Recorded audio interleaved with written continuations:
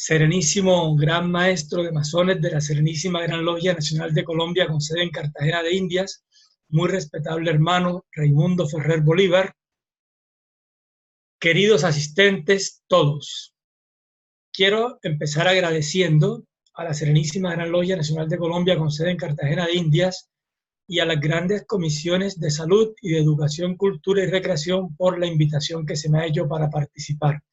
Es un honor para mí estar aquí con ustedes. Vamos a hablar de literatura, o sea que vamos a hablar de la vida, porque al fin y al cabo, cuando una obra es completa, cuando una obra nos transmite la experiencia cotidiana, estamos hablando de la vida, a menos que sea una novelita rosa. Pero en la vida hay de todo. En la vida hay enemigos, hay amigos, hay porvenir, hay frustraciones, hay alegrías, hay tristezas, hay de todo. Bueno, 100 años de soledad tiene todo eso. Entonces nosotros vamos a hablar de la vida. El último estudio, no quiero parecer muy técnico, pero el último estudio colombiano de trastornos mentales y sustancias psicoactivas dijo que por lo menos el 40.2% de la población ha tenido o hemos tenido, no sé, por lo menos un trastorno psiquiátrico, ¿ya? Entonces, ya eso nos está hablando de la gran frecuencia que hay. Esto lo voy adelantando para que me digan, bueno, ¿tú dónde sacas que García Márquez encuentra y describe tantas alteraciones emocionales? Bueno, precisamente porque es que ya son frecuentes. Y lo que hace el artista es mostrarnos la existencia. El artista, con su visión, percibe lo que está alrededor. Estoy hablando, no importa si es un escritor, si es un pintor o si es un compositor musical. Él toma la realidad, la transforma y nos la presenta. O sea, que el artista realmente lo que es un intérprete, un traductor de la realidad. Entonces, si en la realidad colombiana, de cada 100 personas, 40 han tenido por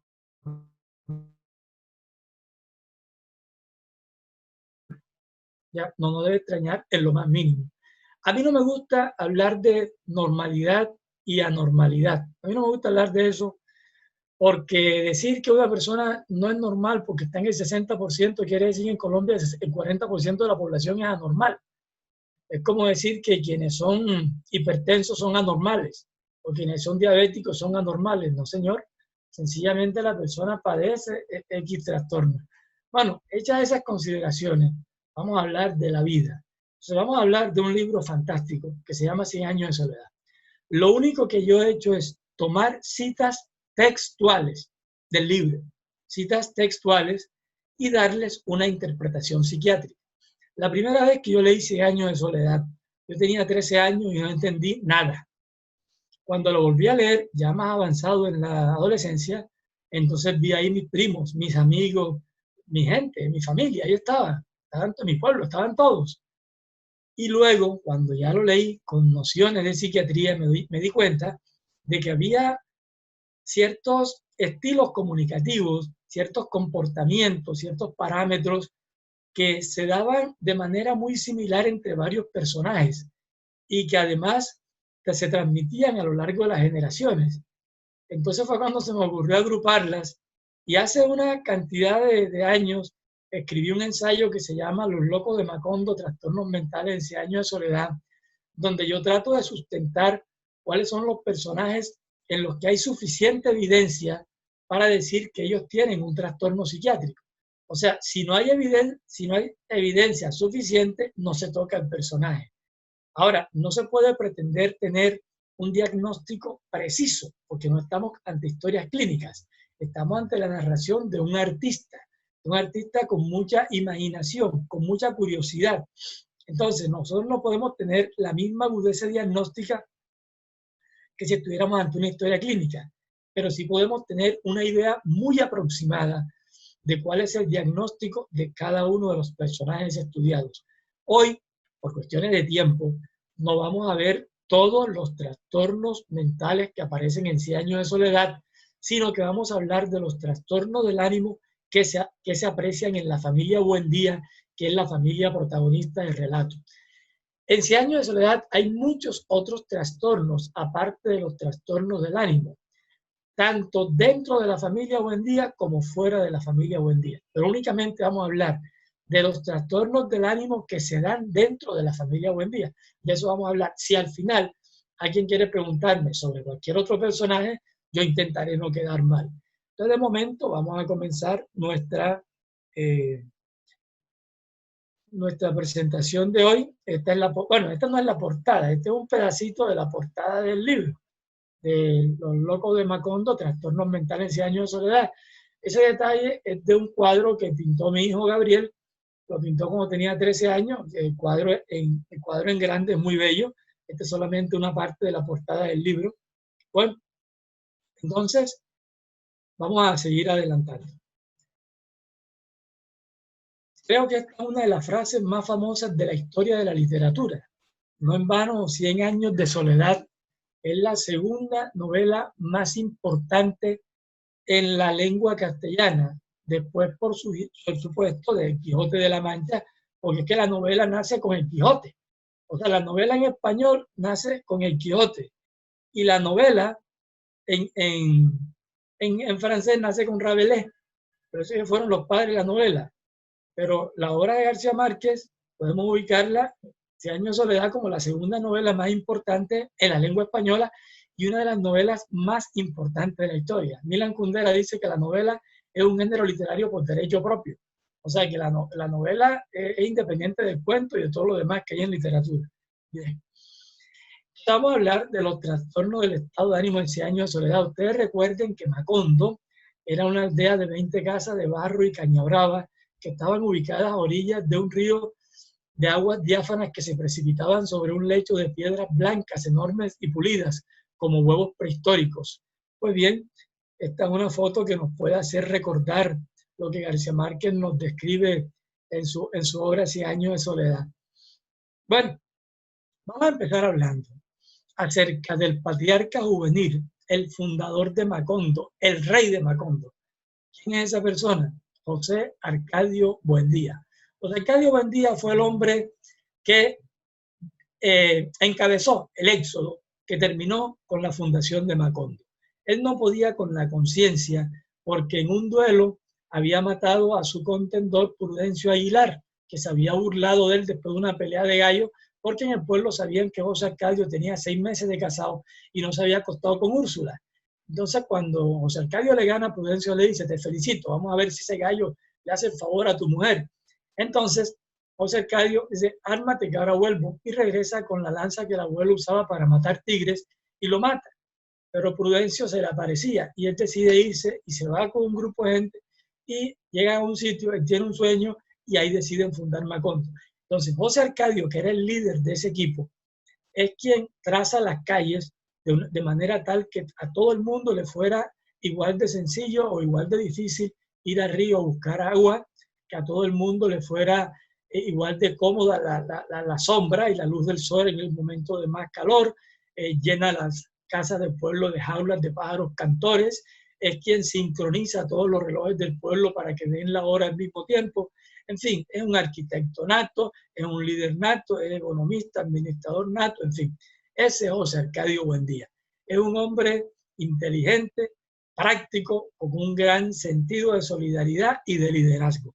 Sin embargo, bueno, voy a mostrar aquí un momentico una pequeña parte del árbol genealógico. Miren, ahí arriba está José Arcadio Buendía y al lado está Úrsula Iguarán, la esposa. Ellos dos tuvieron 3 hijos. José Arcadio Buendía, que fue un bueno para nada, José Arcadio Buendía se dedicó a darle la vuelta al mundo, inicialmente con los gitanos y luego de marinero. Él tenía como un retardito mental y además era psicopático, una personalidad antisocial. Está el coronel Aureliano Buendía, que ustedes saben es uno de los personajes más importantes del libro, junto con Úrsula Iguarán. Tenemos a Amaranta Buendía, que fue la tercera hija. La otra hija fue Rebeca, pero Rebeca no tiene sangre Buendía porque Rebeca fue criada por ellos. En esa época no se usaba la adopción formal. José Arcadio Buendía tuvo a Arcadio. Arcadio fue padre de Aureliano II y José Arcadio II, que eran gemelos. Y Aureliano II fue el padre de Meme. No fue el único hijo. Pero yo aquí estoy simplificando esto para que ustedes vean un árbol genealógico sintético en el que están marcados con asterisco los que tuvieron trastornos del ánimo. ¿Ya? Es que mucha gente me dice, cuando estoy leyendo 100 años de soledad, el problema es que me enredo porque todos se llaman iguales. O sea, una vez en una entrevista de aspirantes a psiquiatría, una aspirante precisamente dijo que a ella le gustaba la obra de García Márquez, de pronto para quedar bien con los costeños, y entonces que le gustaba 100 años de soledad, y le dije, bueno, ¿y cuál de los personajes te llamó la atención? Usted me dijo que no le dijera porque había muchos nombres, si todos se llaman igual, entonces se llaman José Arcadio, Arcadio Aureliano, y ahí no salen los hombres. Bueno, continuamos. Entonces, ahí está, vemos cómo era José Arcadio al principio, era el líder nato, su casa era el modelo de las demás casas y era el que tenía que ver con todo, hasta daba instrucciones sobre cómo debían criarse los niños, tenía esta vocación de pedagogo.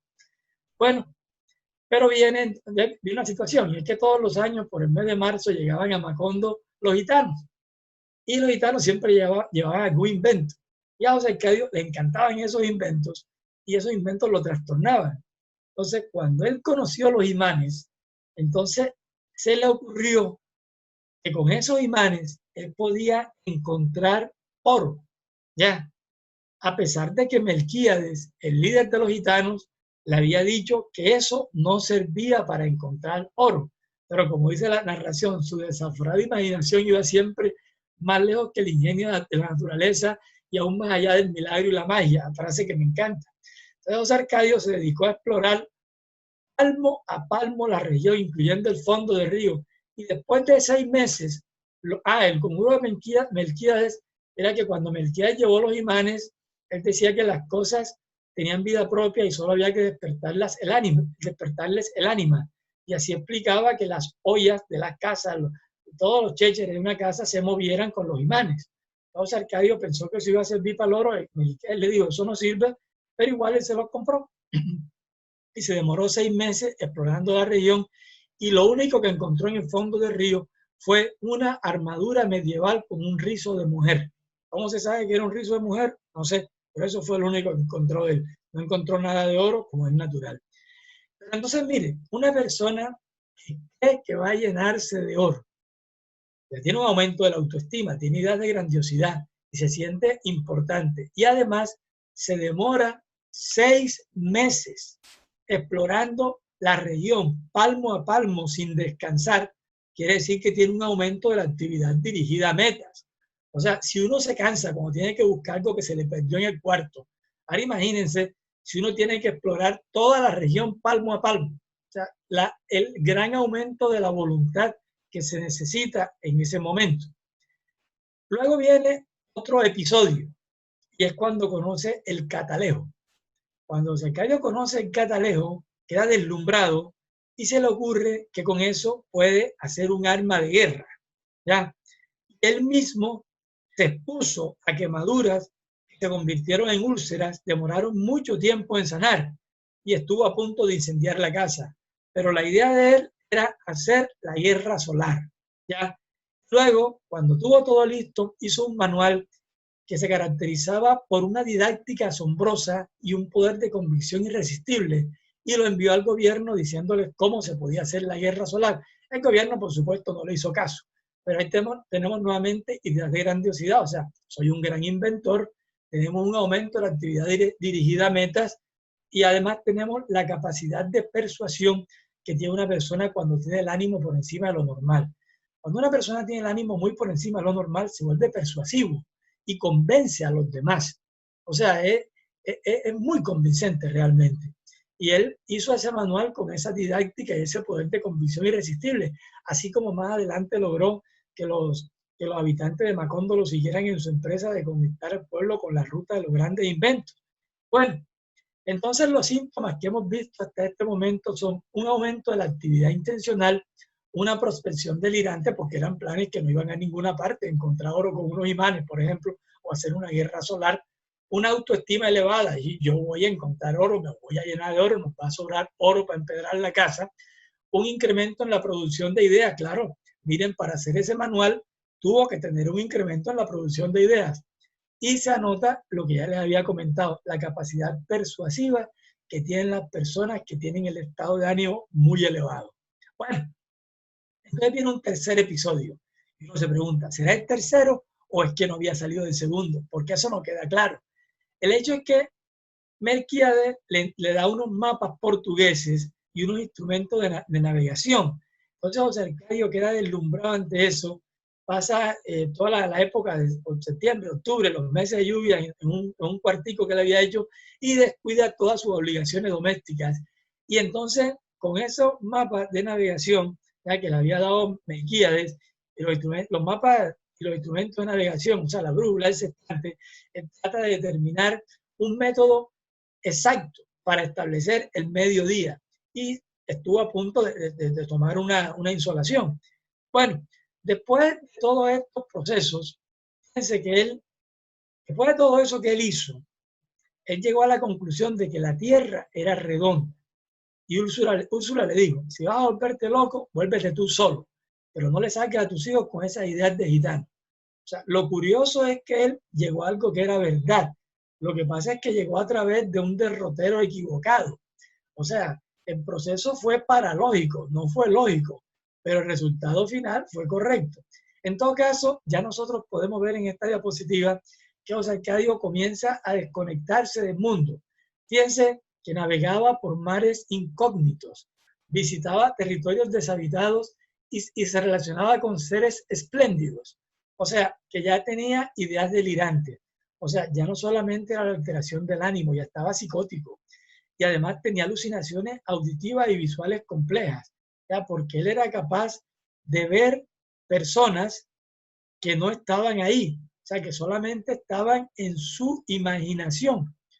O sea, ya él no diferenciaba bien la realidad de la imaginación, por lo menos durante esa crisis, porque algo característico en la enfermedad que tuvo José Arcadio Buendía es que los síntomas no se dan de corrido, sino que la persona alterna épocas en las que está con síntomas y épocas en las que está sin síntomas. Bueno, el hecho es que él empezó a hablar una serie de cosas en voz baja, o sea, se desconectó completamente del mundo en esa crisis y no daba crédito a su propio entendimiento. O sea, era tal la producción de ideas que él se quedó pasmado ante eso y no era capaz de comprender la cantidad de ideas que él estaba produciendo. O sea, había un aumento franco en la producción de ideas. Entonces, ¿cuáles son los síntomas que encontramos en estas últimas diapositivas? Disminución de la necesidad de dormir. Él no dormía en absoluto. ¿Cuál es la diferencia con el insomnio? Que la persona con insomnio se cansa. El que tiene necesidad de dormir, como el nombre lo dice, no necesita dormir. ¿Ya? No necesita dormir, sencillamente la persona pasa la noche en blanco o duerme únicamente 1 o 2 horas y está perfectamente restablecido. Entonces hay disminución de la necesidad de dormir. Él pasaba en su comunicación con seres espléndidos, no le hacía caso a la casa, estaba era pendiente de otras cosas, no dormía. Bueno, delirios, sí, claro. Él visitaba lugares que no existían, hablaba con gente que no existía, o sea, él se imaginaba cosas. Alucinaciones visuales y auditivas complejas, las veía y las oía. Hablaba solo, generalmente soliloquios. Generalmente cuando uno habla solo, soliloquio es hablar solo en voz alta, si es en voz baja se llama musitación. Entonces, cuando uno habla solo, generalmente, bueno, todo el mundo habla solo, como dijo el doctor Carlos Rumía, que en paz descanse, lo malo es cuando uno se contesta. Pero la persona que habla solo mucho, generalmente está oyendo voces que le hablan. ¿Ya? Por lo general está oyendo voces que le hablan. José Arcadio tenía, por supuesto, un aumento de la actividad intencional. Tenía muchos planes y presentó un franco deterioro de sus obligaciones laborales y familiares, claro, porque estaba en crisis que lo apartaban del contexto. Entonces viene el cuarto episodio, que se da cuando Melquíades le da los elementos para el laboratorio de alquimia y él se dedica entonces a desdoblar el oro. Él quiere multiplicar la herencia de la esposa y cae en una fascinación y finalmente lo que hace es que lo deja, coge las monedas de oro de la esposa y las convierte en un masacote que quedaron en el fondo del caldero. Pero fue otra crisis que tuvo. Y luego viene un quinto episodio cuando ve que Melquíades se quita la dentadura postiza y envejece, y se la pone y rejuvenece, y eso lo dejó fascinado, y entonces eso hizo que cayera en una crisis de rabia, de irritabilidad.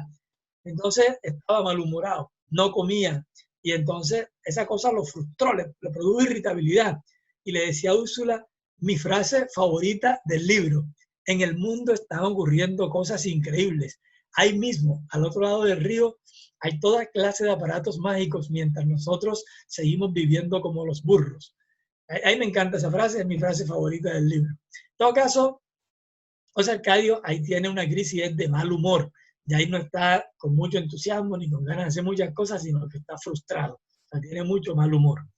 Bueno, entonces, vamos a ver el cambio. ¿Cómo era José Arcadio? Era el hombre más emprendedor de la aldea, un hombre con mucha curiosidad, un hombre que quería aprender, que organizó el pueblo, que organizó las casas, como ya lo dijimos al principio, pero toda esa iniciativa social desapareció con las crisis que él tuvo. De ser un hombre emprendedor y limpio, pasó a parecer un hombre holgazán, descuidado de sí mismo, que la mujer medio trataba de hacerlo ver presentable. Bueno, entonces, como siempre, la gente le echa la culpa a la brujería. Pensaban que era víctima de algún extraño sortilegio, pero fíjense, tan persuasivo, tan convincente era José Arcadio, que incluso los que estaban convencidos de que estaba loco no dudaron para seguirlo cuando él quiso abrir una trocha para poner en contacto a Macondo con la ruta de los grandes inventos. ¿Por qué? Porque su inteligencia se mantenía intacta a pesar de la enfermedad. O sea, la inteligencia se preserva y además la capacidad de convicción de las personas que tienen el ánimo elevado, como les dije, es increíble. Bueno, entonces llegamos ya al extremo. Resulta que Pietro Crespi era el pretendiente inicialmente de Rebeca Ulloa Montiel, pero bueno, criada por los Buendía, y luego pretendiente de su hermanastra Amaranta, cuando Rebeca se fue a vivir con el hermano de crianza, con José Arcadio, que les dije hace rato que era un psicópata, que era un tipo de personalidad antisocial, que pasaba por encima de los principios de lo que sea. Bueno, Pietro Crespi, que era el hombre más educado que se había visto en Macondo, le regaló a José Arcadio una bailarina de cuerda. Y José Arcadio en esos días quería poner a funcionar todo con el mecanismo del péndulo. Y logró que la bailarina funcionara 3 días con el mecanismo del péndulo. Y eso fue la fascinación de él. Y entonces ahí sí, ya eso no, él no lo podía creer, no volvió a comer, no volvió a dormir. O sea, se desconectó de la realidad y empezaba era a pensar cómo podía aplicar el péndulo al arado, a todo lo que se moviera. ¿Ya?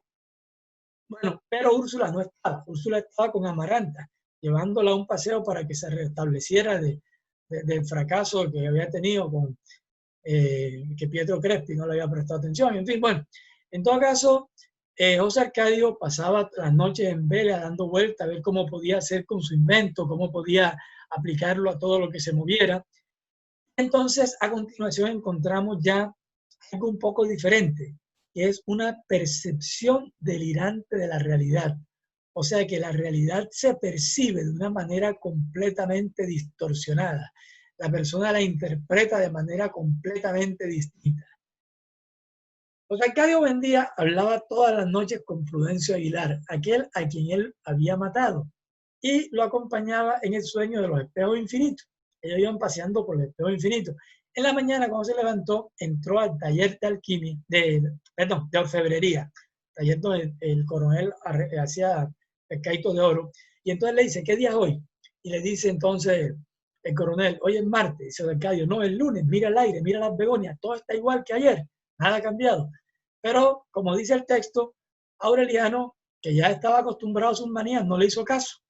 El miércoles se presentó con lo mismo y ya era una especie de fascinación ante lo que estaba sucediendo, un sentido de irrealidad del mundo, una percepción delirante, una interpretación delirante, y de pronto cayó un estado de agitación psicomotora, agarró la tranca a la puerta y empezó a destruir la casa, y se necesitó un batallón de vecinos para lograr inmovilizarlo y dejarlo amarrado en el castaño del patio. Bueno, entonces ahí vemos que llegó al extremo de la agitación psicomotora. que requirió que lo inmovilizaran. Cuando Úrsula volvió, lo encontró ya mansito, allá amarrado en el palo, le hizo un cobertizo de palma, lo soltó y él ya por fuerza de la costumbre ahí se quedó sentado. Lo intentaron llevar al cuarto, pero amaneció otra vez en el cobertizo. Bien, eso ya lo dijimos. En todo caso, hemos visto que hay un deterioro evidente. Úrsula le llevaba la comida, le daba noticias, le hablaba de Aureliano, el hijo que estaba en la guerra, pero la única persona con quien se comunicaba José Arcadio era con Prudencio Aguilar. O sea, él llegó a un completo deterioro de una enfermedad que ahora mismo no hubiera tenido por qué producir ese deterioro, porque ahora mismo hay tratamientos que si la persona lo sigue, no tiene por qué llegar a ese estado de deterioro. Bueno, entonces vamos a resumir los datos positivos.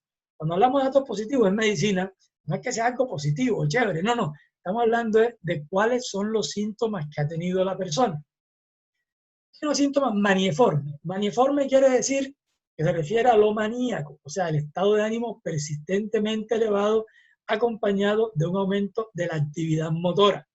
Pero ese estado de ánimo persistentemente elevado acompañado de la actividad motora se acompaña de ideas de grandiosidad que pueden ser delirantes, de dificultad para prestar atención, o sea, para concentrarse, la persona se distrae mucho, se acompaña además de aumento de la energía, de disminución de la necesidad de dormir, se acompaña de un aumento en la capacidad para aprender planes, de un involucramiento en actividades potencialmente dañinas, aunque aparentemente sean actividades agradables, ¿no? Bueno, el caso es que José Arcadio presentó ideas de grandiosidad, un aumento de la actividad dirigida a metas, aumento de la actividad intencional, que es casi lo mismo, hay una prospección delirante hacia el futuro, un aumento de la autoestima, ya lo hemos explicado, un incremento en la producción de ideas, recordemos lo del manual que hizo, y en fin, todas las cosas que se le ocurrían, cómo llegó a la conclusión de que la Tierra era redonda, cómo descubrió lo de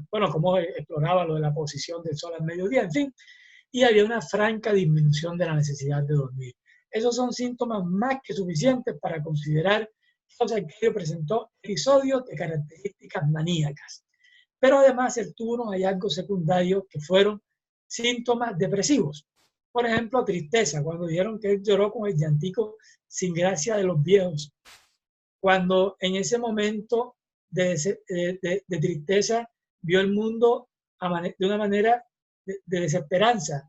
O sea, cuando él dijo que ya todo está igual, que nada va a cambiar, se detuvo la máquina del tiempo y él se sintió solo y desamparado. Eso fue antes de agitarse. Y entonces vienen también los síntomas psicóticos, que cuando él tenía comunicación con seres espléndidos y esas cosas. Entonces, por eso decimos que él tenía delirio, alucinaciones visuales y auditivas complejas, tenía soliloquio, o sea, hablaba solo, tenía una percepción delirante y una interpretación delirante de la realidad. Y entonces, ¿cuál es la evidencia de que hay una enfermedad? Un cambio en su funcionamiento habitual. No era sencillamente que él por época hiciera planes de descubrimiento y cosas así, no. Era que él dejaba de funcionar como era, que era algo grave, que lo apartaba completamente de la realidad y que además lo hacía que descuidara las cosas de su casa y le ocasionó un gravísimo deterioro que lo apartó completamente de la realidad. Entonces, ¿cuál sería el diagnóstico más adecuado para José Arcadio Buendía? Pues desde mi punto de vista, con base en lo que se ha encontrado, él padeció lo que actualmente se conoce como un trastorno bipolar 1 y antes se conocía como enfermedad maníaco-depresiva. La clave del trastorno bipolar 1 es que la persona haya tenido por lo menos un episodio maníaco. La mayoría también van a tener episodios depresivos, pero no es una condición necesaria.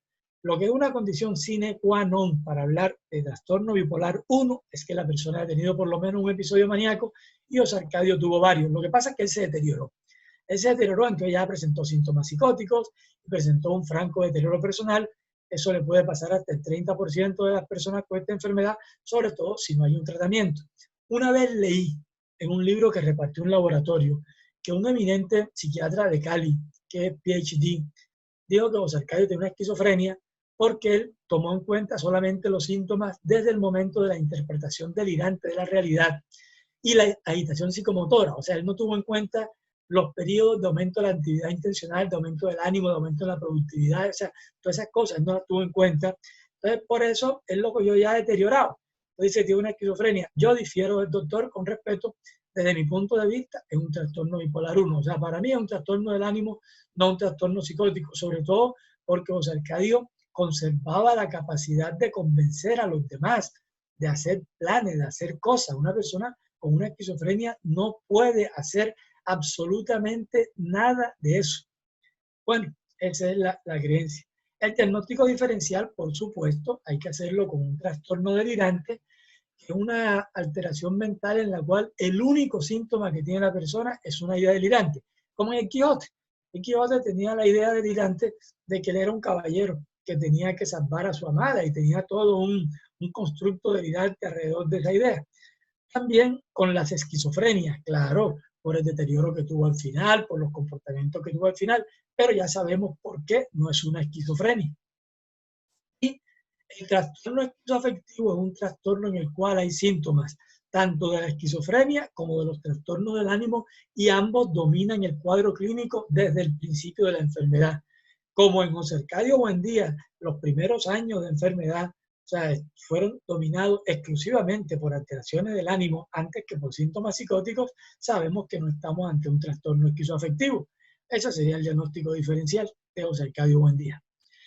Pues bien, ahí terminamos la historia del fundador de Macondo, del patriarca juvenil del rey. Y vemos una foto de Gabriel García Márquez comprando un periódico en Barcelona. Esa foto debe haber sido tomada en las Ramblas en otoño o a principio de invierno. Bien, entonces vamos a hablar ahora de uno de los personajes más importantes de la novela, que es el orfebre de las 32 guerras. ¿Y quién es ese orfebre que hizo 32 guerras? Pues el coronel Aureliano Buendía. De joven, el coronel Aureliano Buendía aprendió ahí en el laboratorio que tenía su padre, en el taller de orfebrería, a trabajar, a hacer pescaditos de oro, a hacer dijes, que por ejemplo le hizo uno a Úrsula para un cumpleaños. Él era un hombre tranquilo, apagado, no era que entre los amigos fuera escandaloso, ni fuera el que podía parecer un líder en un momento dado. No, era un hombre tranquilo. Él se enamoró de una jovencita que tuvieron que esperar que tuviera la menstruación para casarse. Ella se llama Remedios Moscote en la obra. Y el suegro se llama Apolinar Moscote. El coronel se da cuenta de que los conservadores hacen trampa en las elecciones y que no le gustan los hijos naturales y tampoco está, y que son, bueno, como el nombre lo dice, conservadores, y tienen unos principios con los que él no está de acuerdo. Entonces llega un momento, después de unos abusos de régimen conservador, que él decide emprender una revuelta en Macondo, ¿ya? Y entonces les quitan las armas a los militares, los ajustician, o sea, los fusilan y se llevan las armas y así emprenden la primera de las guerras que él comenzó. Él emprendió, el coronel Aureliano Buendía emprendió 32 levantamientos armados y los perdió todos. Nuevamente volvemos al árbol genealógico. Ahí tenemos José Arcadio Buendía, papá, Úrsula Iguarán, mamá. Tienen 3 hijos. José Arcadio Buendía, bueno para nada. Coronel Aureliano Buendía, de quien vamos a hablar ahora, ya empezamos a hablar. Y Amaranta Buendía, la menor. Bueno, entonces seguimos con el coronel. Promovió 32 levantamientos armados y los perdió todos. ¿Y por qué yo digo ahí que ese es un síntoma hipomaníaco? Fíjense. La diferencia entre manía e hipomanía es que en la hipomanía también hay un aumento de la actividad intencional y también hay un aumento de la actividad dirigida a meta, y un aumento del ánimo, y un aumento de la producción verbal, la producción de ideas, pero la persona no se desconecta de la realidad. O sea, los planes son viables. Los planes son, o sea, por ejemplo, una persona que sea ciclotímica o que tenga en todo caso episodios de hipomanía, llega a la oficina y en una semana saca el trabajo de 2 meses, ¿ya? O sea, pero sigue siendo productivo. Ya cuando uno está francamente maníaco, no puede ser productivo, no puede trabajar, no puede estudiar, no puede hacer nada. Entonces, ¿por qué yo digo que es promover 32 levantamientos armados es un síntoma de hipomanía? Bueno, si uno empieza un levantamiento y lo pierde, bueno, empieza el segundo, ok, vaya y venga. pero si uno ha perdido 25 y empieza el 26, uno tiene que tener mucho ánimo. O sea, como lo que pasaba con Simón Bolívar. Simón Bolívar perdía una batalla y el mismo día convencía a sus guerreros de que al día siguiente tenían que pelear otra vez. Bueno, pasaba con el coronel Aureliano Buendía. Ustedes se imaginan lo que es haber perdido uno 30 levantamientos armados y tener energía para empezar el número 31. O sea, se necesita tener mucho ánimo. Por eso digo que eso es un síntoma hipomaníaco. Además, cuando él emprendió la guerra para acabar con las guerras, porque ya él quería acabar con todo eso y fue cuando se dio cuenta de que era más difícil acabar con la guerra que empezarla, él empezó con un entusiasmo enardecido y una temeridad inútil porque él sentía que su día de morir estaba señalado.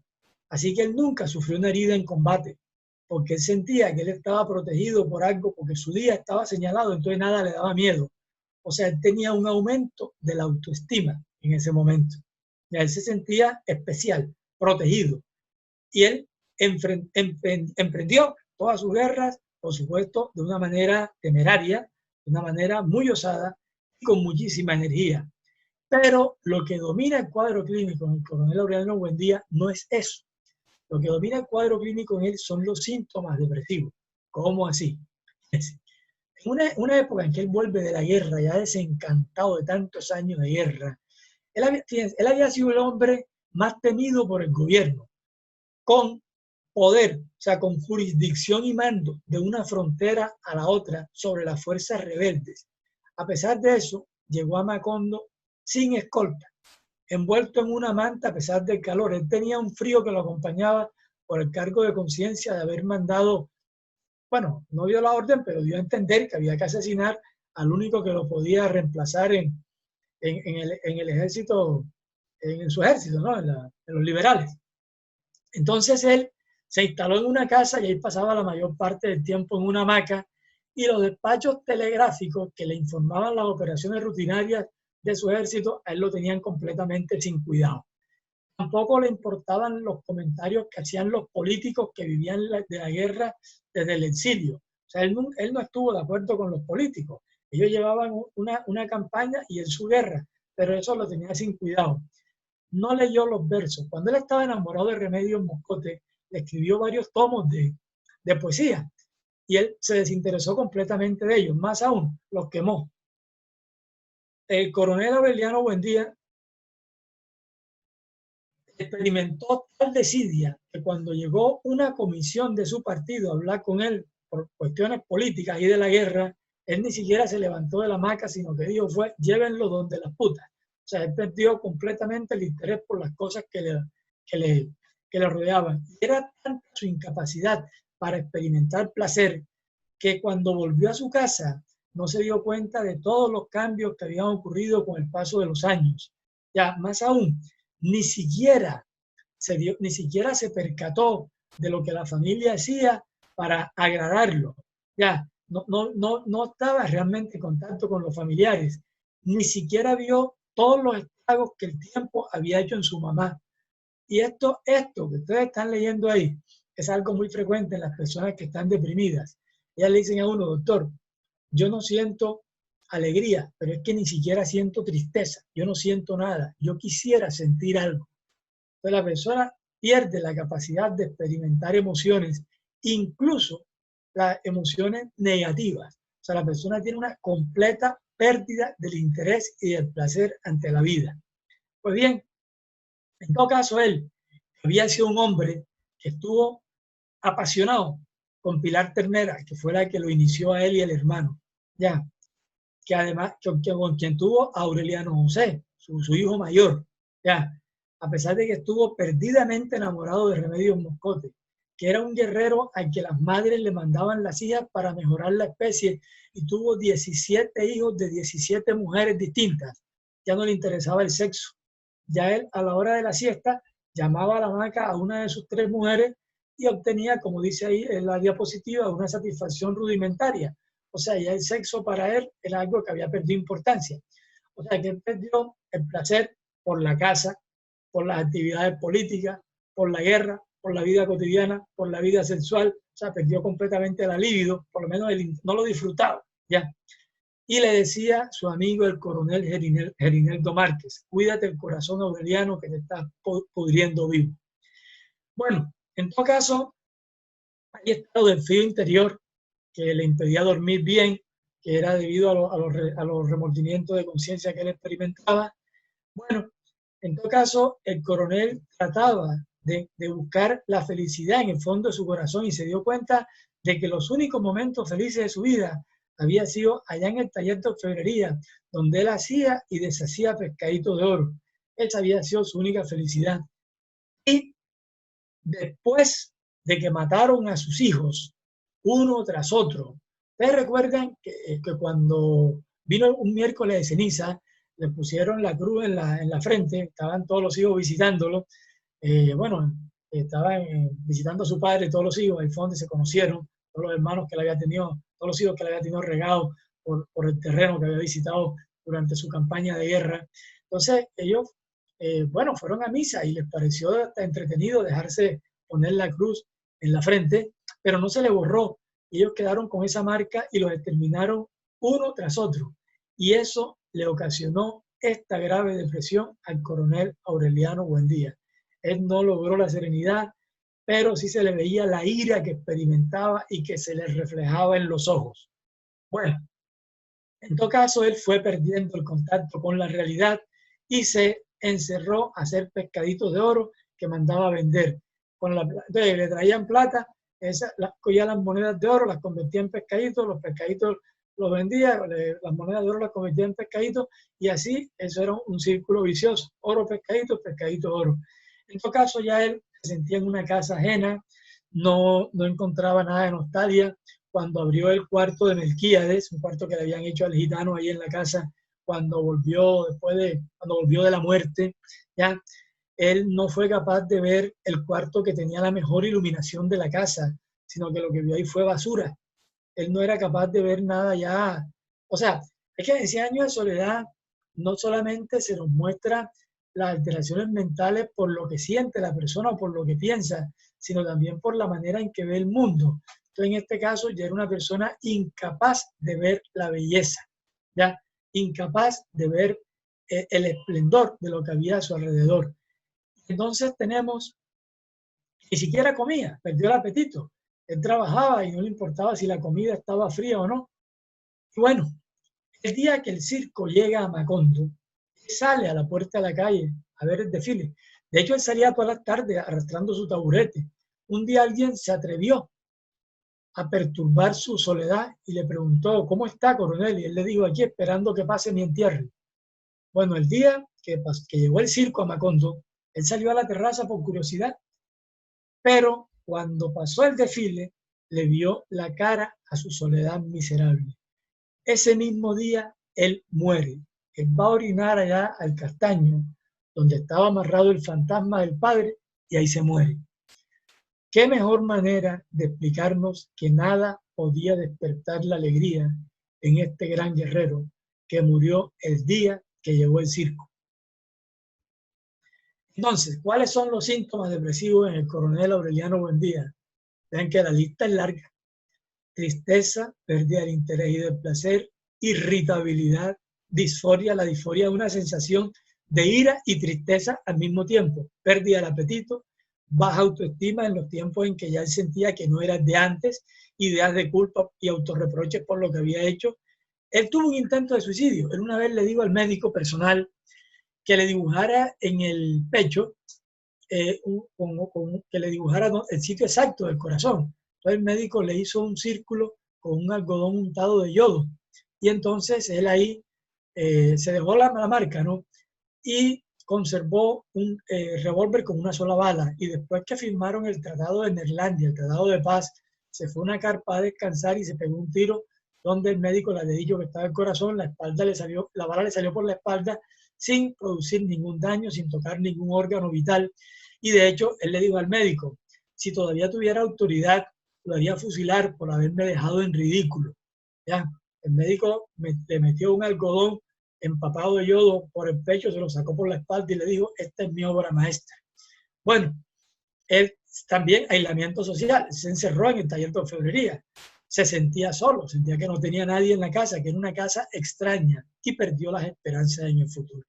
O sea que él tenía todos los síntomas depresivos que aparecen en los libros de semiología psiquiátrica, o si a alguien le cabe duda de que estaba deprimido. Pero también tenía síntomas de aumento del ánimo, no tan graves como lo del papá, pero sí se aumentaba. Por ejemplo, en la peste del insomnio, él fue el primero que perdió el sueño. Y los arrebatos con los que emprendía sus guerras. Entonces, promovió 32 levantamientos armados y los perdió todos. Ya esta diapositiva la hemos visto, pero la repetí para recordar. Tenía un entusiasmo enardecido, una temeridad inútil y estaba seguro de que su día estaba señalado, así que tenía una inmunidad misteriosa. O sea, eso quiere decir que tenía la autoestima elevada, que tenía el ánimo elevado y que se sentía con mucha energía. Bueno, entonces, ¿qué pasa? ¿Qué diagnóstico hacemos? Cuando una persona tiene depresiones graves y tiene al mismo tiempo síntomas, bueno, al mismo tiempo no, alterna con síntomas hipomaníacos, entonces nosotros decimos que esa persona tiene algo que se llama trastorno bipolar 2. Este no es el 1. En el 1 se necesita por lo menos un episodio de manía, o sea, algo más grave. En el 2 se necesitan episodios hipomaníacos, o sea, menos graves, y episodios depresivos mayores. Se necesitan esas dos cosas. En el 1, la mayoría también presentan depresiones mayores, pero basta con que tenga el episodio maníaco. Entonces, esto se llama un trastorno bipolar 2. Es una antes se llamaba enfermedad maníaco-depresiva, pero ahora se llama trastorno bipolar 1 y trastorno bipolar 2. Pues bien, ¿cuál es el diagnóstico diferencial? ¿De qué lo tenemos que diferenciar? Lo tenemos que diferenciar de una depresión mayor. ¿Pero por qué no una depresión mayor? Porque él tenía épocas de mucho entusiasmo. O sea, imagínense, emprender 32 guerras, nada más, ni nada menos. 32. Ya. Además, entonces ya sabemos que no es una depresión mayor, porque en la depresión mayor la persona no tiene nunca síntomas del ánimo por encima de lo normal, solamente por debajo de lo normal. ¿Ya? Lo tenemos que diferenciar del trastorno ciclotímico, porque en el trastorno ciclotímico el ánimo es verdad que sube por épocas y baja por épocas, pero nunca sube tanto para llegar a la manía y nunca presenta depresiones graves. O sea, en el caso que nos ocupa se diferencia del bipolar 2, porque en el bipolar 2 hay depresiones graves y en el ciclotímico nunca hay depresiones graves. Entonces, esos son los diagnósticos diferenciales. Bueno, entonces ya hemos visto los personajes en los que más nos íbamos a demorar. Así que no se preocupen, la cosa ya no está tan larga. Falta, pero no tan larga. Bueno, entonces ahora vamos a hablar de la doncella de la venda negra. ¿Quién es la doncella de la venda negra? Hay un personaje de 100 años de soledad que una vez que experimentó mucha culpa, puso una mano en la candela y desde ese día empezó a usar una venda negra en señal de luto y de expiación. ¿De quién se trata? Se trata de Amaranta Buendía. Amaranta Buendía, recordemos, es la tercera hija de José Arcadio Buendía y Úrsula Iguarán. Es la menor. Amaranta tuvo un cambio muy marcado en su vida. Ella era una jovencita muy alegre, una jovencita antes de conocer la decepción amorosa que le dio el hecho de que el italiano Pietro Crespi no se fijara en ella, sino que, bueno, veo que alguien levantó la mano, pero las preguntas las haremos al final, ¿no? Entonces, a menos que sea que se quiera comunicar algo urgente, pero las preguntas las dejaremos para el final. Bueno, entonces, le decía que Amaranta era una jovencita muy alegre, que era una niña encantadora. A los 12, 13, 14 años, ella alborotaba la casa con sus pasos de baile. Resulta que ellos habían comprado una pianola y entonces vino un italiano a instalarla y las enseñó a bailar a ella y a Rebeca. Y Úrsula vigilaba muy de cerca para que el hombre no fuera a aprovecharse de las hijas. Pero José Arcadio le dijo, no te preocupes, este hombre es marica. Pero en realidad no fue así. O sea, tanto Amaranta como Rebeca se enamoraron del hombre. Rebeca finalmente, bueno, Amaranta le embolata el matrimonio a Rebeca. Dice que hay que esperar que construyan la iglesia nueva. Luego dice que se murió la mamá de Pietro, cosa que era mentira, Ya finalmente se aplaza eso tanto, el matrimonio de Rebeca con Pietro Crespi, que vuelve José Arcadio, el bueno para nada, de viaje y se va a vivir con quien él creía que era su hermana. Realmente no eran hermanos, pero él creía que eran hermanas y a aquello no le importó nada. Entonces, Pietro Crespi se enamora de Amaranta Buendía, empieza a visitarla y ella entonces lo atendía muy bien, lo recibía bien. Pietro Crespi era el novio de la casa, el que visitaba a Amaranta, el que le daba regalos al suegro, que se la llevaba bien con la suegra. Pero bueno, él tiene que tener una rara sensibilidad para las cosas del mundo, una ternura secreta, adivinaba sus gustos. O sea, era una mujer encantadora, podemos decir. Sin embargo, Amaranta tenía lo que podemos llamar una ambivalencia afectiva. O sea, por mucho que ella se enamoró de Pietro Crespi, porque ella se enamoró perdidamente de él, cuando Pietro le propone matrimonio, ella le dice que no, y le dice que no, y lo desprecia, hasta que Pietro Crespi se deprime y se suicida, ¿ya? Y luego tuvo de pretendiente a Gerineldo Márquez, que era amigo de su hermano, el coronel Aureliano Buendía. El coronel era un hombre respetuoso, inteligente, un hombre, un guerrero curtido en los asuntos de la guerra, pero que se despojaba de las armas a la entrada de la casa para hacerle la visita a Amaranta. Con él, Amaranta trató de redescubrir su capacidad juvenil de experimentar amor, pero que va, no encontró nada de eso. O sea, ella tenía una ambivalencia afectiva. ¿Qué es eso de ambivalencia afectiva? Cuando uno quiere a una persona y la odia al mismo tiempo. O sea, cuando uno experimenta afectos opuestos hacia una misma persona. ¿Ya? Entonces, hay un mecanismo de defensa que se llama introyección, que es cuando la persona vierte hacia sí misma lo que siente hacia el exterior. Por ejemplo, cuando a uno se le muere a alguien, ya uno siente un dolor, una gran pérdida por la muerte de esa persona querida, y ese dolor uno lo vierte hacia dentro de uno mismo. Eso se llama introyección. Entonces, el deseo que ella sentía de lastimar a los demás realmente lo llevaba era hacia su interior y se enterraba agujas en los dedos y se encerraba de los dedos, perdón, y se encerraba en su cuarto a llorar y prefería no salir a recibir la visita de Gerineldo a pesar de que le gustaba, a pesar de que se había enamorado del hombre. Bueno, en todo caso, ahí, bueno, ahí está lo que le decía ahora, que se prefería no salir del cuarto antes que recibir, porque ella introyectaba ese sufrimiento y experimentaba una ambivalencia hacia sus magníficos pretendientes. Amaranta tenía además una extraordinaria y exquisita capacidad de odiar. De hecho, ella quedó resentida con Rebeca de por vida cuando Rebeca se fue con el hermano y le rogó a Dios que le permitiera morirse después que Rebeca, pero le salió mal la cosa, Rebeca se murió primero. Pero nadie se dio cuenta de que Amaranta estaba tejiendo una preciosa mortaja para Rebeca. Más aún, Amaranta tejió una mortaja para ella misma y le mamó gallo a la muerte. La destruía, la volvía a hacer, la destruía y la volvía a hacer.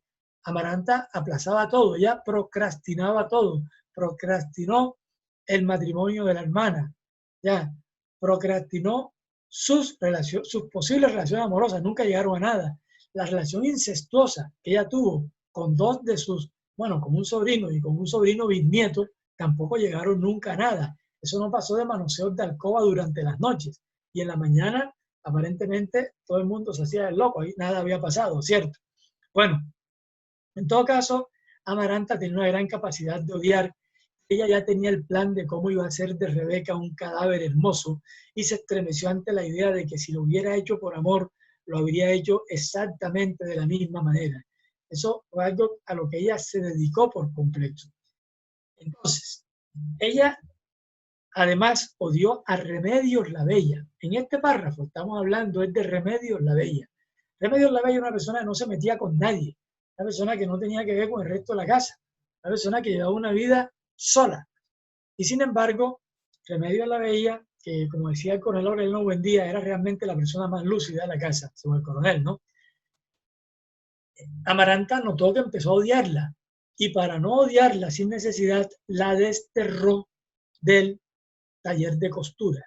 porque ella tenía una infinita capacidad de odiar. Bueno, tampoco era una persona capaz de exteriorizar las emociones.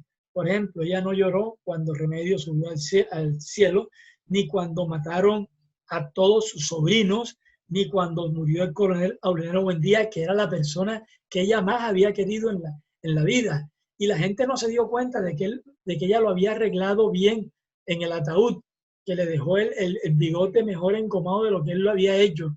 Ya no se dieron cuenta de que lo había hecho por amor, porque nadie esperaba que Amaranta actuara por amor.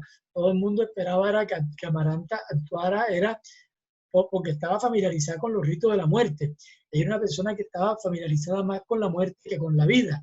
Por eso decimos que tenía una tendencia hacia el tánatos, o sea, una tendencia más hacia la muerte que a la vida, más hacia el tánatos que hacia el eros, ya más hacia la destrucción que hacia la creación.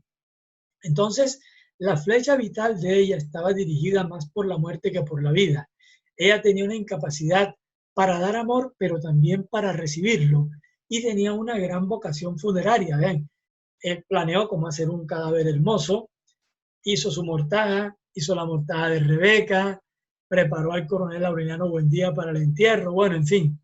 En todo caso, todo su comportamiento, su pensamiento, su afectividad estaban regidos por el rechazo a la felicidad. ¿A dónde quiero llegar yo? Yo quiero llegar al hecho de que es muy difícil imaginar que la incapacidad para amar y la predilección por los asuntos de la muerte tengan que ver con un estado de ánimo feliz. O sea, si una persona no puede sentir amor y lo que le gusta en la vida son los asuntos de la muerte y no de la vida, lo más probable es que su ánimo sea triste. Ya, es difícil concebir estas expresiones como directrices de la conducta en una persona feliz. Eso les decía hace rato, en 100 años de soledad se nos muestran los estados de ánimo de los personajes de varias formas, de acuerdo con la narración, de acuerdo con los símbolos, de acuerdo con cómo la persona ve la vida, de acuerdo con cómo procesa la información, o sea, de muchas maneras. Y Amaranta era una persona que estaba orientada completamente era hacia el lado oscuro de la vida. O sea, ella no era una persona feliz. Veamos los hechos. Rechazó magníficos pretendientes. Pietro Crespi, el hombre mejor educado que jamás había visto en Macondo, y el más hermoso, además. Rechazó a Gerineldo Márquez, que la quería con el alma. Odiaba de una manera virulenta. Los rencores eran inolvidables. Era incapacidad de apartar un error. Ella no podía olvidar una ofensa. Los rencores eran eternos. Se aisló del mundo para sumergirse en hacer una mortaja. Imagínense, con tantas cosas que hay en la vida para hacer. ¿Saben lo que uno encerrarse en un costurero a tejer mortajas? Eso no es normal, a menos que a uno le estén pagando por eso. Y la exposición que hizo de su mano a las brasas es lo que se llama un mecanismo de expiación consciente y sacrificio. Bueno, ¿cómo interpretamos esto? Estos hechos en realidad son pensamientos y conductas autodestructivos que prolongan un ánimo bajo y que forman un círculo vicioso porque aumentan el estado de ánimo bajo. Es un círculo vicioso. Desde un punto de vista cognitivo, los pensamientos negativos que tiene una persona repercuten sobre la conducta y el estado de ánimo. Y los pensamientos negativos son los que hacen que a uno se le baje el ánimo y que tenga comportamientos desadaptativos. Eso desde el punto de vista de la teoría cognitiva. Veamos cuáles son las descripciones de tristeza en Amaranta. Nadie conoció su pensamiento desde la tarde en que rechazó al coronel y se encerró a llorar. Cuando salió, había agotado todas las lágrimas. Bien, cuando oía los valses de Pietro Crespi experimentaba nostalgia, experimentaba tristeza, pero ¿qué hizo? Cogió los rollos de música de la pianola y los botó a la basura con un pretexto de que se estaban dañando. Ella rechazaba la felicidad. Le dolía haber dejado su casa ese reguero de miseria. Y como les decía hace rato, se pinchaba los dedos, eso le dolía y más rabia le daba y más se amargaba. Y decía que ella iba dejando un aguzanado guayabal de amor que arrastraba hacia la muerte. Pues bien, todo esto es un cambio significativo, porque como les dije hace rato, ella era una jovencita alegre, una jovencita que no conocía la amargura, sino que andaba alborotando la casa con sus pasos de baile a los 12, a los 14 años, antes de que la pasión por Pietro Crespi torciera definitivamente el rumbo de su corazón. ¿Cuál sería el diagnóstico más probable en Amaranta Buendía? Lo más probable es un trastorno distímico. El trastorno distímico es una depresión crónica, insidiosa, que comienza desde temprano en la vida y que nunca se manifiesta de una manera tan evidente ni tan grave como una depresión mayor. La persona alterna, tiene épocas de tristeza y épocas de normalidad que no van más allá de 2 meses, ¿ya? Que no van más allá de 2 meses. O sea, la persona tiene más días malos que días buenos y se tornan cáusticos, son ácidos. Ellos, fíjense cómo era Amaranta con la cuñada, con Fernanda, bueno, con la cuñada no, con la sobrina política, con la esposa de Aureliano II. O sea, ella se burlaba de ella en jeringonza, ¿ya? Y cuando vinieron a la casa las compañeras de meme, o sea, de unos personajes que hablaremos ahora, y que trajo 68 compañeras de clase y 4 monjas, cuando la monja la vio echando sal a la sopa, preguntó qué es. Amaranta le dijo arsénico y provocó una crisis de pánico en las monjas. O sea, Amaranta era una persona cáustica, ácida, que no conoció el buen humor, que vivía amargada. Entonces, los distímicos se vuelven así. Entonces, es muy probable que Amaranta haya tenido un trastorno distímico, pero tiene un problemita, el diagnóstico diferencial. La verdad, el personaje que más trabajo me dio para encontrar el diagnóstico fue Amaranta. ¿Por qué? Porque no es completamente claro el diagnóstico. Ella también pudo haber tenido un trastorno depresivo mayor. Y hay personas que tienen las dos. Comienzan con una distimia y después la depresión mayor. O sea, se ganan el baloto y se ganan la extraordinaria. Mi queridísimo amigo Osvaldo Galofre levantó la mano, pero como habíamos comentado, las preguntas las vamos a dejar para el final. Pues bien, entonces hay que hacer el diagnóstico diferencial también con un trastorno de la personalidad. O sea, porque la forma de ser de ella era muy desadaptativa. ¿Cuál sería ese trastorno de personalidad? Hay uno que ya no aparece en los libros de psiquiatría, en los más importantes, pero sí en los no especificados, que es el trastorno de personalidad pasivo-agresiva. En este caso manifestado mediante una manera pasiva.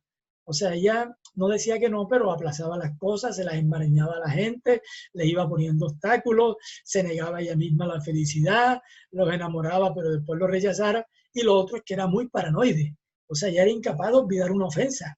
Era una persona que era más capaz de recordar lo malo que lo bueno. Entonces, es muy probable que ella tuviera una comorbilidad entre un trastorno depresivo y un trastorno de la personalidad.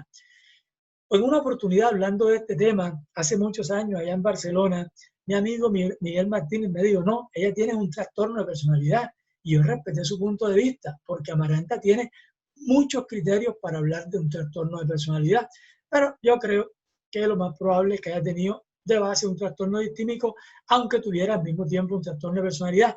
Es que una cosa no va una contra la otra. Miren, uno en psiquiatría, uno puede tener 6 enfermedades a lo largo de la vida, o más. Por ejemplo, uno puede tener una distimia, luego tener una depresión mayor, van 2. Volverse adicto al alcohol, van 3. Adicto a la cocaína, van 4. Tener una fobia social, 5. Una fobia específica, 6. Unos ataques de pánico, 7. Y terminar con un Alzheimer, 8. O sea, uno puede tener muchos trastornos psiquiátricos, así como uno puede tener muchas alteraciones de medicina interna. Uno puede tener diabetes, hipertensión y artritis perfectamente.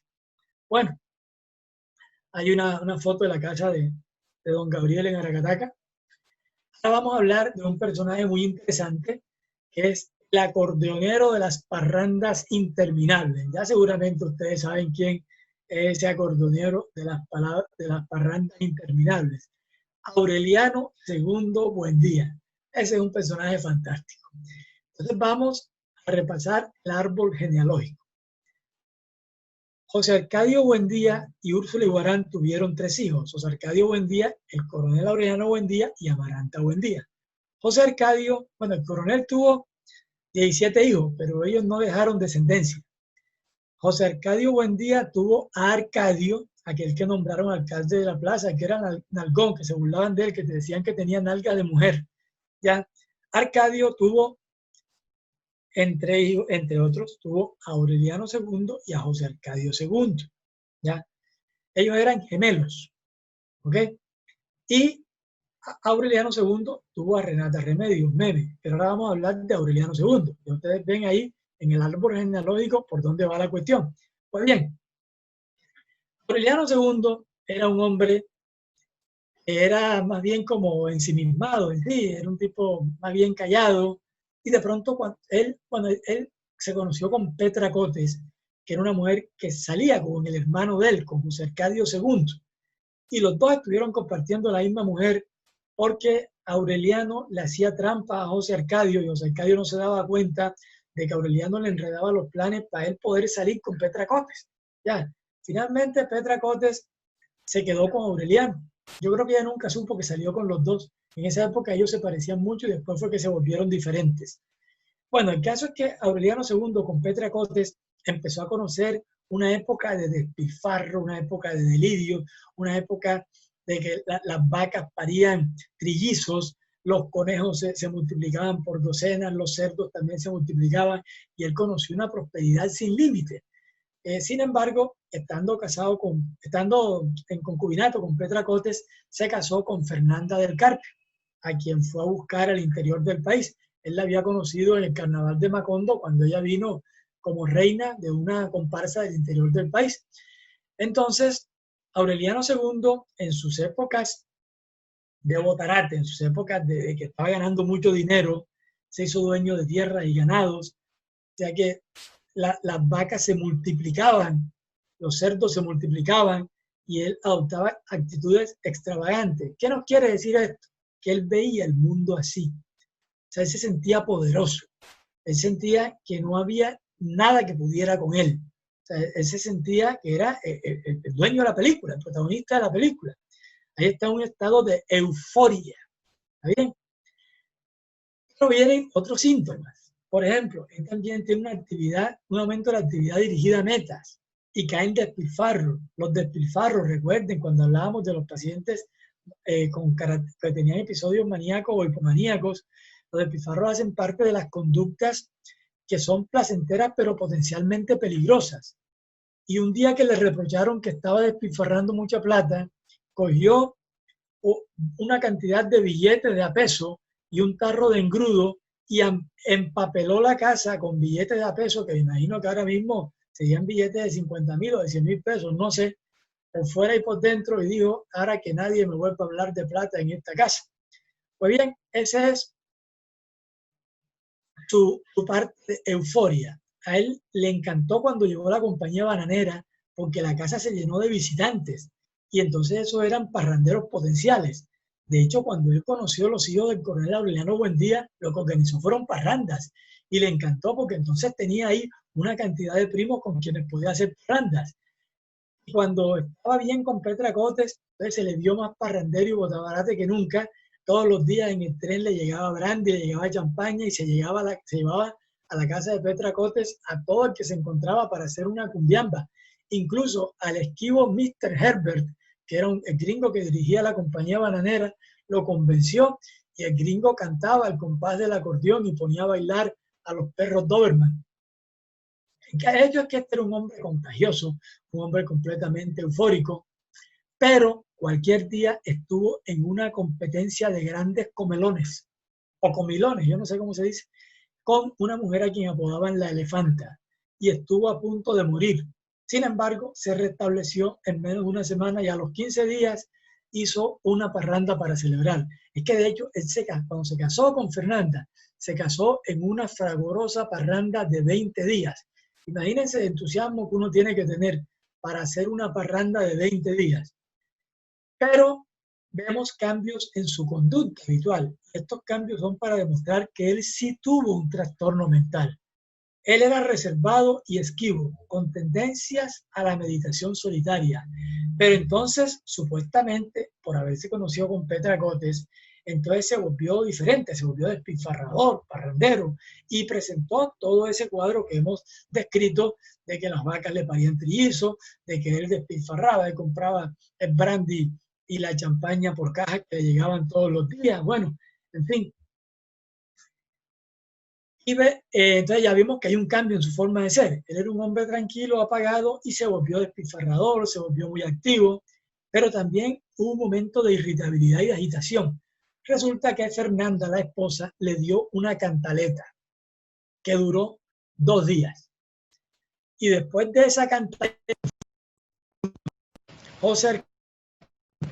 Aureliano II, buen día, el acordeonero, empezó a partir pieza por pieza todos los componentes de la vajilla, ¿ya? Y fue rompiendo todo lo que encontró que se podía romper en la casa.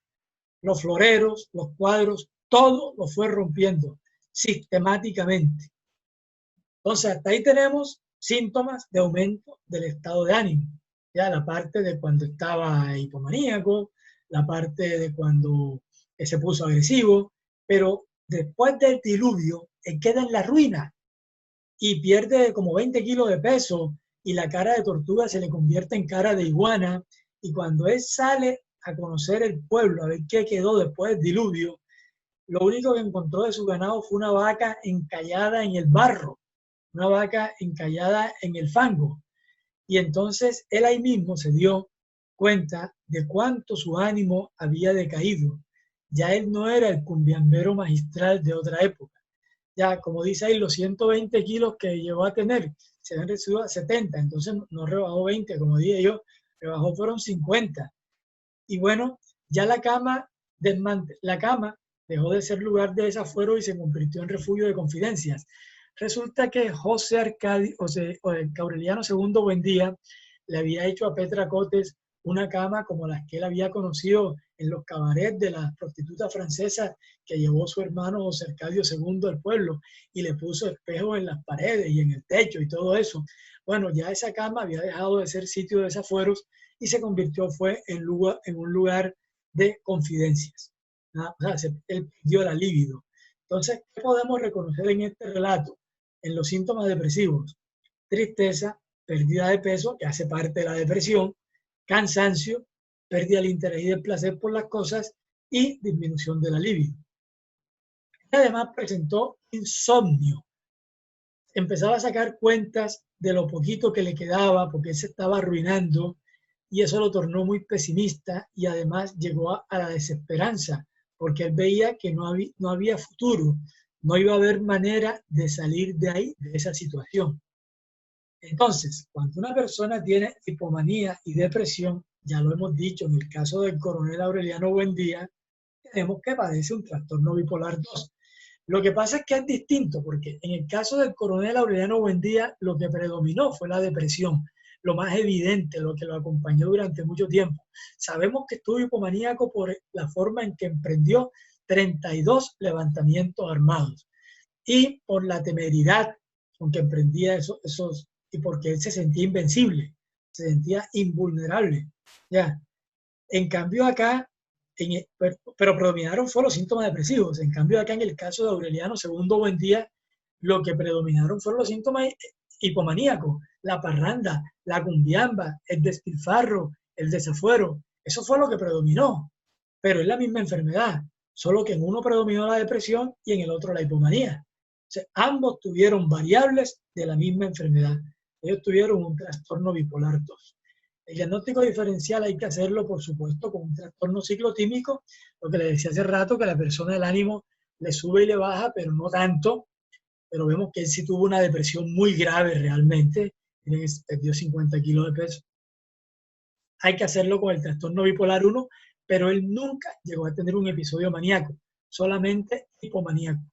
Bien, ahí tenemos a don Gabriel cuando fue a recibir el Nobel. Ahí está con el rey Gustavo. Ahora vamos a hablar de un personaje que supuestamente era el más apagado de la familia, pero después se metió a la cría de gallos y luego terminó en las luchas sindicales. Y estamos hablando del otro gemelo, de José Arcadio II Buendía. Vamos a repasar el árbol genealógico. Úrsula y Guarán y José Arcadio Buendía tuvieron 3 hijos. José Arcadio Buendía tuvo a Arcadio y Arcadio tuvo entre sus hijos a Aureliano II y a José Arcadio II, que eran gemelos. Bien, entonces ya vimos a Aureliano II, ahora vamos a ver a José Arcadio II. José Arcadio II, como hemos dicho, no había dado ninguna muestra de imaginación. Úrsula lo tenía como el ejemplar más apagado de la historia. De hecho, él fue el que en un momento dado tuvo, bueno, nunca se le había conocido mujer, salvo su precaria aventura con Petra Cotes, que terminó viviendo fue con el hermano, ¿no? O sea, era un hombre apagado hasta para eso. Sin embargo, en un momento a otro tuvo un cambio del ánimo y de la voluntad, y se le dio porque él iba a despejar el río para poder llevar la navegación hasta Macondo. Entonces, él decidió establecer un cauce navegable a través del río, vendió sus gallos, le pidió plata al hermano y reclutó gente, compró herramientas y se dedicó a emparejar el río. La única embarcación que llegó a Macondo fue una balsa que iban arrastrando desde la orilla y que llevaba encima una prostituta francesa. Y esa fue la fama que él se ganó, que él para lo único que había servido era para llenar el pueblo de prostitutas francesas. Bueno, de todas maneras, cuando ya él vio que el río era navegable, según él, le explicó al hermano en qué se había gastado la plata y bueno, él con el hermano Botarate, con Aureliano, era que él conseguía el dinero. Sin embargo, él nunca reconoció el fracaso de su aventura, sino lo consideró como una victoria de la voluntad. O sea, él pensó que le había hecho una gran cosa.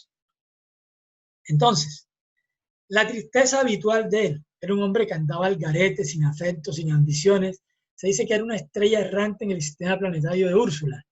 Lineal, solemne, con estar pensativo, tristeza de sarraceno y resplandor lúgubre en el rostro color de otoño. O sea, él era un hombre triste. Pero cuando la masacre de las bananeras, él era un líder sindical. Ya esto fue mucho después de que cambió el ánimo e hizo que el río fuera navegable, ¿verdad? Fue mucho después de eso. Después de la masacre de las bananeras, se encerró en el cuarto de las vacinillas. ¿Por qué le decían el cuarto de las vacinillas?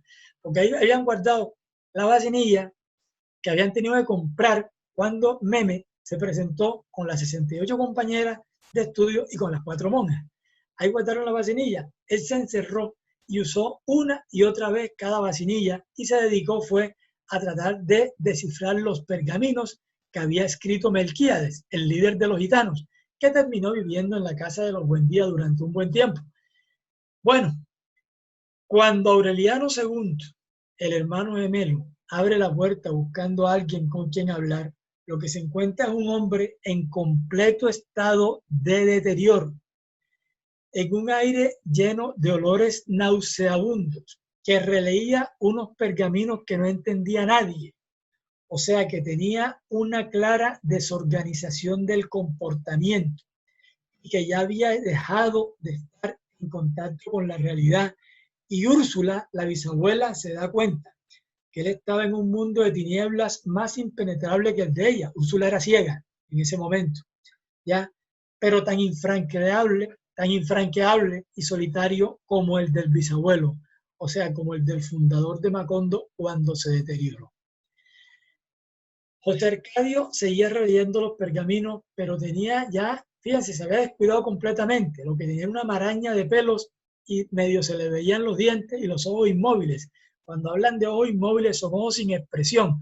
O sea que la expresividad afectiva está comprometida en esta persona. Bueno, entonces cuando una persona tiene alteraciones marcadas del ánimo, pero también tiene síntomas que nos recuerdan a la esquizofrenia, como son delirios, alucinaciones, lenguaje desorganizado, comportamiento desorganizado, nosotros tenemos que pensar en un diagnóstico que se llama trastorno esquizoafectivo, que es un trastorno en el cual desde el principio de la enfermedad, tanto las alteraciones del ánimo como los síntomas psicóticos dominan el cuadro clínico desde el principio y el deterioro es muy grande. Es muy probable que lo que padeció José Arcadio II Buendía haya sido un trastorno esquizoafectivo. El otro día me dijo un amigo, Daniel Guerrero, psiquiatra, me dijo, pero es que él ya estaba muerto. Digo, bueno, yo no sé si estaba muerto. Si estaba muerto, entonces era un muerto esquizoafectivo, pero de que tenía un trastorno esquizoafectivo lo tenía. Yo no sé si muerto o vivo, pero lo tenía. Así de sencillo. El diagnóstico diferencial, por supuesto, hay que hacerlo con las esquizofrenias y con el trastorno bipolar 1. Claro está. Bien, tomemos aire aquí y vamos a hablar del último personaje que nos ocupa. Vamos a hablar de la alegre clavicordista de la adolescencia truncada. Estamos hablando de Renata Remedios Buendía, a quien todo el mundo conocía como Meme, menos su madre, Fernanda del Carpio, que la llamaba Renata Remedios. Para el resto de la familia y para las amigas, ella era Meme. Meme es hija de Aureliano II. Es uno de los hijos que tuvo Aureliano II, pero es la que nos interesa para el propósito actual. ¿Cómo era ella? ¿Cómo era su forma de ser? La mamá de Meme era una amargada completamente, que llevó a la ruina la casa. Así como Úrsula la llevó a la prosperidad, la mamá Fernanda del Carpio la llevó a la ruina, a la tristeza, a la depresión. En cambio, Meme se parecía más era al papá. Ella fue la que se presentó, como le decía hace rato, y ahora está en la diapositiva, en unas vacaciones sin avisar, con 68 compañeras y con 4 monjas, y tuvieron que salir a comprar una buena cantidad de vacinillas. Bien, desde ese momento ya ella demostró dónde estaba su espíritu festivo. A ella le gustaba reunirse con las amigas, le gustaban las fiestas ruidosas, hablar de novios, de enamorados, bueno, en fin, a ella le gustaba era eso, el desorden, la vida chévere, como el papá. Cualquier día ella se conoció con un trabajador de la compañía bananera que se llamaba Mauricio Babilonia, que era el hombre de las mariposas amarillas, el hombre que a todas partes lo seguían las mariposas amarillas. Se enamoró, él se fijó en ella se fijó en él y por supuesto se enamoraron. Cualquier día Mauricio Babilonia empezó a meterse en la casa por el techo y se encerraba en el baño allá atrás, en el patio, con Meme. Y la mamá de Meme se dio cuenta de la situación. Entonces le dijo al teniente que enviara una guardia porque ella pensaba que le estaban robando las gallinas. Y cuando llegó Mauricio a meterse por el techo, le dispararon y lo lastimaron en la columna vertebral. Él quedó parapléjico. No sé cuál es el término correcto. Antes decíamos inválido, después parapléjico, no sé cuál será el de ahora, pero él quedó de por vida sin poder mover las piernas y con fama de ladrón de gallinas. Meme pensó que Mauricio se había muerto. Y a partir de ahí, ella perdió el interés por todo, en absoluto. Y nunca en la vida volvió a hablar. Ella la mandaron para un convento y murió en un lejano hospital en Cracovia. Esa fue la triste historia de una niña alegre, de una persona que disfrutaba la vida y que la madre le truncó la vida. ¿Cuál es el diagnóstico de ella? Nosotros podemos decir, es un duelo. Hombre, sí, ella le hizo un duelo a su ser amado, pero fue un duelo que nunca se resolvió. Cuando los duelos no se resuelven o se complican, o la persona atenta contra su vida o quiere atentar o simplemente pierde el interés completamente a todo, ya no es un duelo normal. Porque un duelo normal, aunque el dolor quede toda la vida, la persona de todas maneras sale de la crisis, ¿no? El recuerdo queda, pero la persona sale de la crisis. Pero cuando un duelo se complica, tenemos que hablar de una depresión mayor. Y eso fue lo que padeció Renata Remedios Buendía. Meme, ella sufrió un duelo complicado, una depresión mayor. Vamos a devolvernos aquí un momentico y nosotros volvemos al árbol genealógico, vemos cuáles son, esto es esquematizado, porque estos no son todos los personajes de la familia.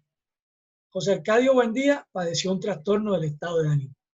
El coronel Aureliano Buendía tuvo un trastorno del ánimo. Amaranta tuvo un trastorno del ánimo. Aureliano II tuvo un trastorno del ánimo. José Arcadio II tuvo un trastorno psicótico, que es el trastorno esquizoafectivo. Y ustedes me dirán, bueno, ¿y por qué lo metiste entonces en los trastornos del ánimo? Por varios motivos.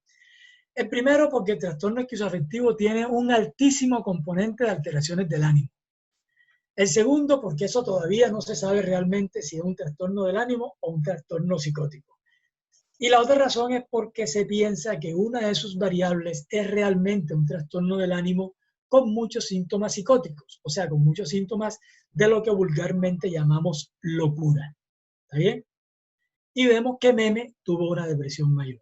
Ese es el recorrido de los trastornos del ánimo dentro de la familia Buendía.